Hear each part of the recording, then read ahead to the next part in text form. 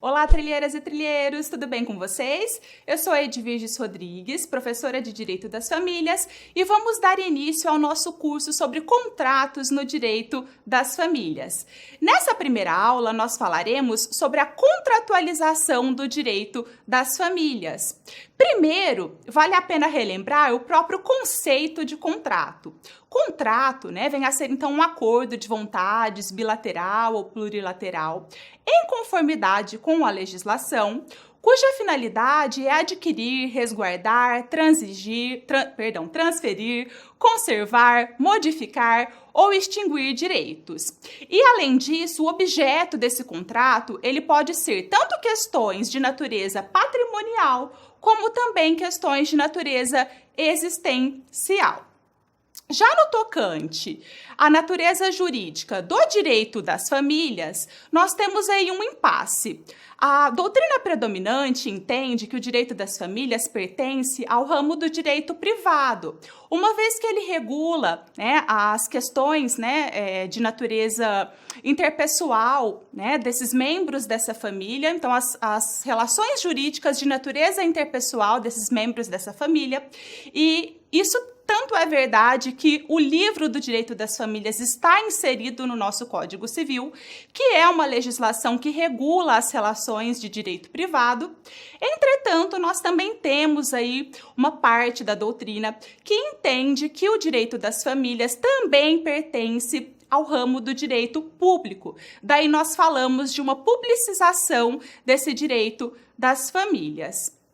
A defesa, para que esse direito das famílias também pertença a esse ramo do direito público, é no sentido de que a própria Constituição Federal determina que o Estado ele deverá promover a proteção das famílias. Assim, nós temos inúmeras normas que regem essas relações familiares, que são normas cogentes, que são consideradas normas de interesse público, de ordem pública, e daí a justificativa dessa intervenção estatal.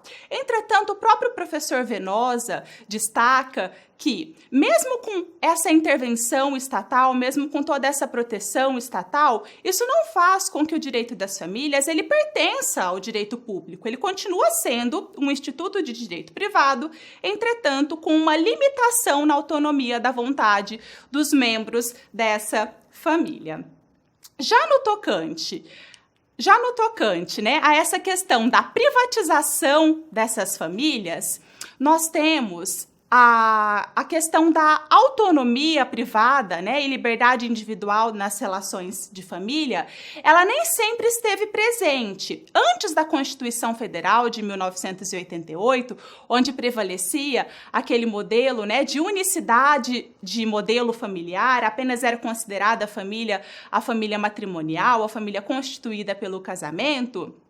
Tanto é verdade que, caso os cônjuges, os consortes, eles desejassem, então, colocar fim àquela relação, isso não era possível, porque o casamento ele era considerado indissolúvel, e também os filhos tidos daquele relacionamento extramatrimonial, eles também não poderiam ser reconhecidos. Então, nós tínhamos uma intervenção estatal muito acirrada nessas relações familiares. E apenas após, então, a Constituição Federal de 1988, que prezou, então, pela igualdade parental, pela igualdade entre os cônjuges, pelo reconhecimento de todos os filhos sem discriminação entre eles, pela dissolução do vínculo matrimonial, é que nós tivemos, então, essa redução desse intervencionismo do Estado nessas relações interpessoais e a autonomia privada e a liberdade, então, desses sujeitos, membros dessa família, de constituírem, então, essa entidade familiar da maneira como lhes convier,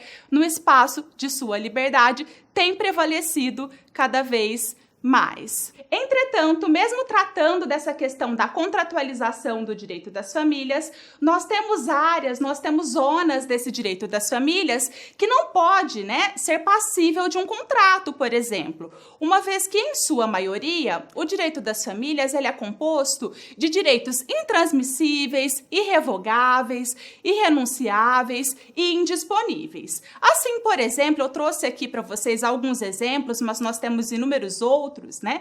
Fica proibida a cessão do poder familiar, fica proibida a renúncia ao direito de pleitear o estado de filiação, também o reconhecimento voluntário de um filho é considerado irrevogável e também o direito aos alimentos é tido como irrenunciáveis. Assim, todas essas questões não poderiam ser objeto de um contrato dentro dessas relações de direito das famílias.